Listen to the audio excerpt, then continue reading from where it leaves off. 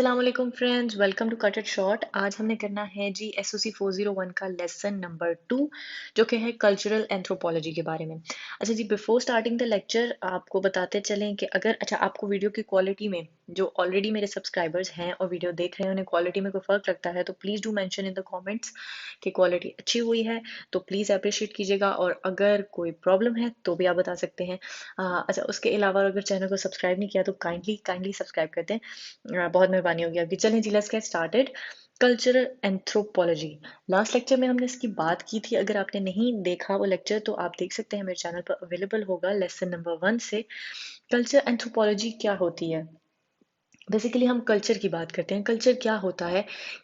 किसी भी जगह में जब कोई सोसाइटी में लोग रहते हैं और वहाँ के लोगों में आपको एक सिमिलैरिटी देखने को मिलती है।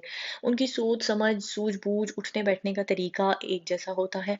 और उसके बाद उनमें आप ये भी देख सकते हैं कि कुछ ऐसी पोजेशंस हैं, कोई ऐसी कुछ ऐसी चीज़ें हैं जो वहाँ के कल्चर का रिवाज है और वहाँ पर उनके पास वो मौजूद होंगी। ठीक है? तो ये सारी चीज़ें हैं जो मिलाकर एक हम कह सकते हैं कि कल्चर को जन्म देती हैं। और कल्चर एंथ्रोपोलॉजी के अंडर हम उस कल्चर को स्टडी करते हैं।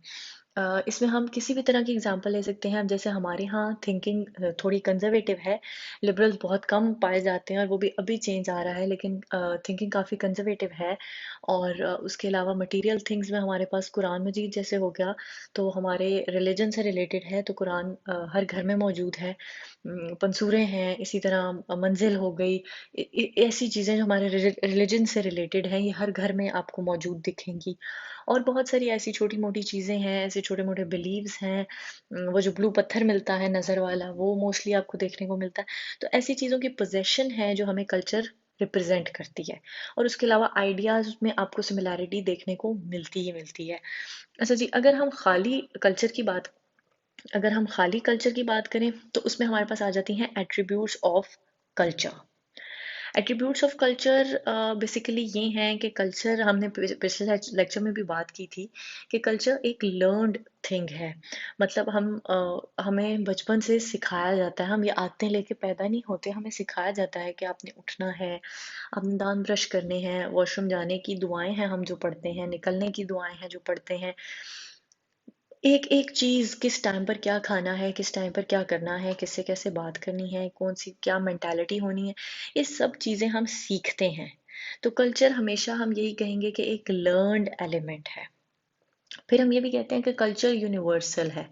दो तरह से यूनिवर्सल है। एक तो ये कि कल्चर पूरी दुनिया का, मतलब मुख्तलिफ जगहों का, मुख्तलिफ सोसाइटीज का मुख्तलिफ कल्चर है। एक इस एस्पेक्ट से भी ये यूनिवर्सल है। और कुछ ऐसे ट्रेडिशंस हैं, कुछ ऐसे कल्चर के पॉइंट ऑफ व्यू हैं जो कि यूनिवर्सल हैं। मतलब मैरिजेस हैं जो कि यूनिवर्सल है, फैमिली का कॉन्सेप्ट यूनिवर्सल है।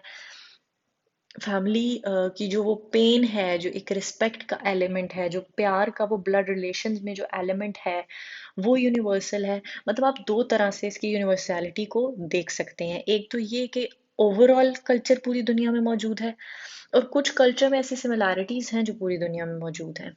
अच्छा जी, आगे हमारे पास पॉइंट आता है adaptative and meditative features of culture.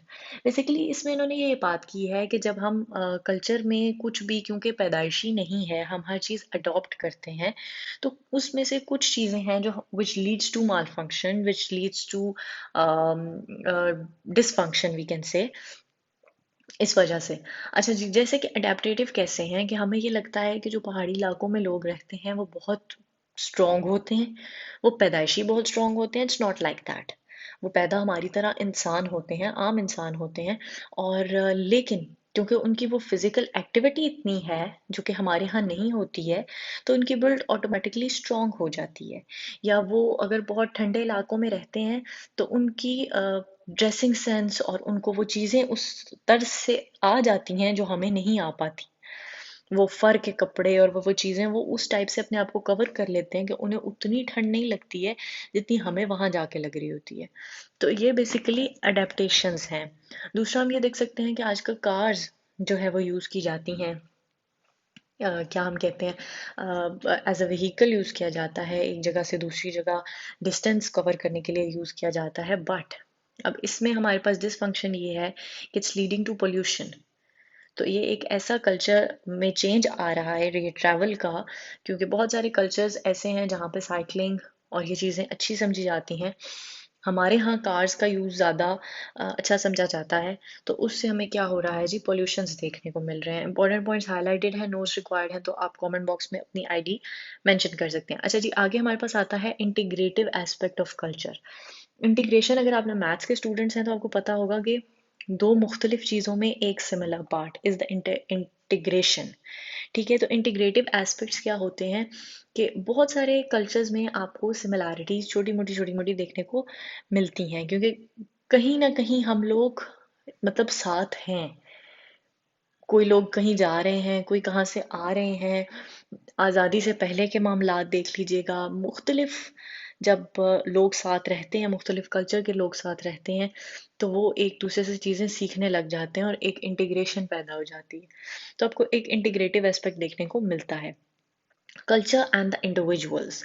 अच्छा जी, कल्चर एंड द इंडिविजुअल्स ये है कि कल्चर होने के बावजूद भी माशरे का हर इंसान जो है अपनी एक इंडिविजुअलिटी रखता है।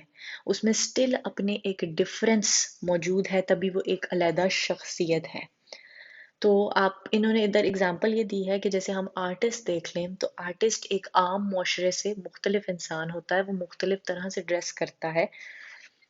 तो मतलब ये है कि उसने अपनी एक इंडिविजुअलिटी जो है वो मेंटेन रखी हुई है। Applied versus pure anthropology. Applied anthropology जो है वो उसको हम देखेंगे। प्योर एंथ्रोपोलॉजी इज लाइक के आप थियरीज निकालते हैं, आप मेथड्स निकालते हैं, ताकि आपके पास बिल्कुल एक्यूरेट डाटा आ सके। ठीक है, प्योर एंथ्रोपोलॉजी ये होती है।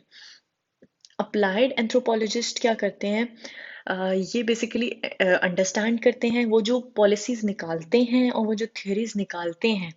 अप्लाइड एंथ्रोपोलॉजिस्ट क्या करते हैं, उनको समझने की कोशिश करते हैं।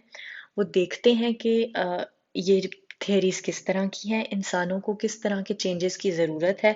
उन थ्योरीज से, उन डाटा से ये लोग फिर अपना नतीजा निकालते हैं, अप्लाइड एंथ्रोपोलॉजिस्ट, कि इंसान को अपने बिहेवियर में क्या चेंज लाने की ज़रूरत है। तो ये जो हेडिंग है आपके पास, अप्लाइड वर्सेस प्योर एंथ्रोपोलॉजी, ये आपको पता होना चाहिए कि इन दोनों में क्या डिफरेंस है। Problem oriented research. Anthropologists can apply anthropological data, concepts, and strategies to the solution of socio-economic, political problem facing different cultures. Anthropologist का काम ये होता है कि माशरे में जब कोई प्रॉब्लम राइज करती है, वो कल्चर से रिलेटेड हो, वो पॉलिटिक्स से रिलेटेड हो, इकोनॉमिक्स से रिलेटेड हो, तो ये अपने एक्सपीरियंस के बेस पर, अपनी स्टडी के बेस पर उसको रिजॉल्व करने की पूरी कोशिश करते हैं और आप कह सकते हैं कि रिकमेंडेशंस देते हैं। Specialized function for applied anthropologist, इसमें कुछ पोस्ट बताई हैं और उसके हिसाब से उनके काम बताए गए हैं। पॉलिसी रिसर्चर्स कौन होते हैं, इनका काम होता है डाटा इकट्ठा करना जो कि मदद करे पॉलिसी बनाने में। पॉलिसी रिसर्चर मतलब पॉलिसी बनाने वालों की एक रिसर्च टीम है जो कि रिसर्च करके लाती है और फिर पॉलिसी मेकर्स पॉलिसी बनाते हैं। एवेल्यूटर्स का काम ये होता है कि जब कोई पॉलिसी इम्प्लीमेंट हो जाती है तो ये देखते हैं कि वो पॉलिसी कितने परसेंट अपना मकसद पूरा कर सकी है।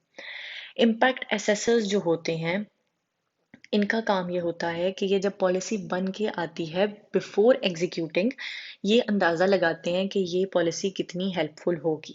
ठीक है, तो मिक्स नहीं करना। एवेल्यूटर का काम है पॉलिसी इम्प्लीमेंट होने के बाद का, और इम्पैक्ट असेसर का काम है पॉलिसी एग्जीक्यूट होने से पहले का काम।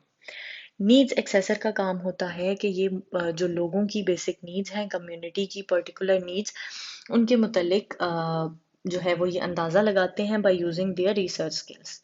और जो ट्रेनर्स हैं हमारे पास, इनका काम होता है कि एक कल्चर की नॉलेज बाकी कल्चर्स को देना, ताकि एक फ्रेंडली इन्वायरमेंट हम कहेंगे कि बिल्ड हो सके। अच्छा जी, एथिकल इम्प्लीकेशंस। जो हमारे पास एंथ्रोपोलॉजिस्ट होते हैं उन पर कुछ इम्प्लीकेशंस होती हैं, कुछ पाबंदियां होती हैं, वो क्या हैं हम उन्हें देख लेते हैं। Responsibility to the people studied, जिन लोगों को वो पढ़ रहे हैं उनके दरमियान वो बाइस्ड नहीं हो सकते। मतलब अगर कोई मुस्लिम एंथ्रोपोलॉजिस्ट है और वो हिंदू माशरे को पढ़ता है या उसके बारे में जानना चाह रहा है, तो वो वहाँ पर अपना कोई पर्सनल ग्रज नहीं निकालेगा। रिस्पॉन्सिबिलिटी टू द डिसिप्लिन, अच्छा, फिर उनका जो रिसर्च वर्क जिस डिसिप्लिन के लिए इस्तेमाल होना चाह रहा है, मतलब डिफरेंट डिसिप्लिन्स में, इकोनॉमिक्स में, आप कह सकते हैं पॉलिटिक्स में, जिस भी डिसिप्लिन के लिए वो यूज होने जा रहा है उसके मुताबिक उनकी फाइंडिंग्स होनी चाहिए। रिस्पॉन्सिबिलिटी टू स्पॉन्सर्स, ये जो भी एंथ्रोपोलॉजिस्ट का रिसर्च वर्क होता है ये कभी भी अल्लाह वास्ते नहीं होता, ठीक है, ये स्पॉन्सर्ड होता है। कभी बड़े चैनल्स, कभी ऑर्गेनाइजेशंस, कभी गवर्नमेंट इनको स्पॉन्सर कर रही होती है। तो एक एंथ्रोपोलॉजिस्ट को पता होना चाहिए कि वो अपनी ड्यूटी भी निभा रहा है और अपने करियर के साथ भी जस्टिस कर रहा है। तो उसको ये दोनों चीज़ की सेंस होनी चाहिए और रिस्पॉन्सिबिलिटी होनी चाहिए कि वो एक अपनी ड्यूटी परफॉर्म कर रहा है जिसके नतीजे में उसको पे किया जाएगा। Responsibility to own and host government is कि अगर आप किसी और मुल्क में गए हुए हैं तो वहाँ के लॉ एंड ऑर्डर का ख्याल रखना, और अगर आप अपने मुल्क में रिसर्च करें तो वहाँ के लॉ एंड ऑर्डर का ख्याल रखना आपके लिए बहुत ज़रूरी है।